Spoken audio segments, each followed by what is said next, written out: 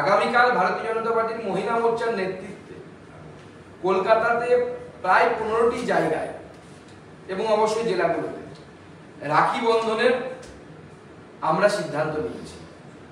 গড়িয়াহাট, শ্যামবাজার, যাদবপুর এইডবি, যোগবাবুর বাজার, Tollygunge, tram depot, এরকম 15টি, college street, আমি সব ডিটেলসে বলছি না, অনেকটা সময় লেগে যাবে।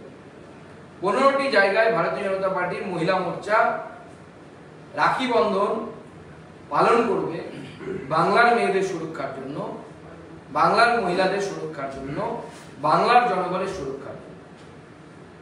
আগামী 20 তারিখ আমরা কোর্টে যাচ্ছি, আমাদেরকে আগামীকালই আমরা কোর্টে যাব, মহামান্য আদালতে শরণাপন্ন হব যে আমাদেরকে ধর্ণা করার পারমিশন দেওয়া হবে এবং আমাদের 20 তারিখ থেকে ধর্ণা শুরু হবে এবং 20, 21, 22, 23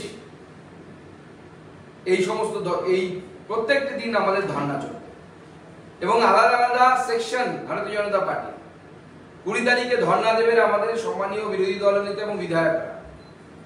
20 তারিখে তারা ধর্ণা দেবে। 21 তারিখে এমপিরা এবং অন্যান্যরা, বিধায়করা মানে শুধু বিধায়করাই ধর্ণা দেবে না, বিধায়কদের সাথে অন্যান্যরাও থাকবে।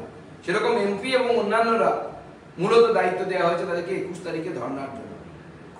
22 তারিখে সমস্ত সেল এবং ডিপার্টমেন্ট তারা ধর্ণা দেবে এবং 22 তারিখে তার সাথে সাথে আমরা ধর্ণাও চলবে আমাদের, তার সাথে সাথে আমরা স্বাস্থ্য ভবনের ঘেরাও করবো। 22 তারিখে স্বাস্থ্য ভবন ঘেরাও ভারতীয় জনতা পার্টি 22 তারিখে করবে এবং 23 তারিখে আমাদের মহিলা মোর্চা, সেই মহিলা মোর্চা তারা ধর্ণা দেবে।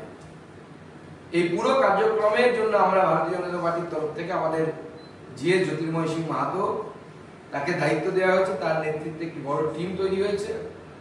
তারা এই ধর্ণা দেবে, মাননীয় মুখ্যমন্ত্রী তারা এই ধর্ণাকে আয়োজন করবে এবং আমরা সকলে মিলে এই লাগাতার ধর্ণা কর্মসূচি আমাদের চালিয়ে যাব। তার সাথে সাথে 22 তারিখে স্বাস্থ্য ভবনের ঘেরাও, সেটাও আমাদের কর্মসূচির মধ্যে থাকছে। এর সাথে সাথে আমরা জেলাগুলোতেও বিভিন্ন কার্যক্রম, বিভিন্ন প্রোগ্রাম করব।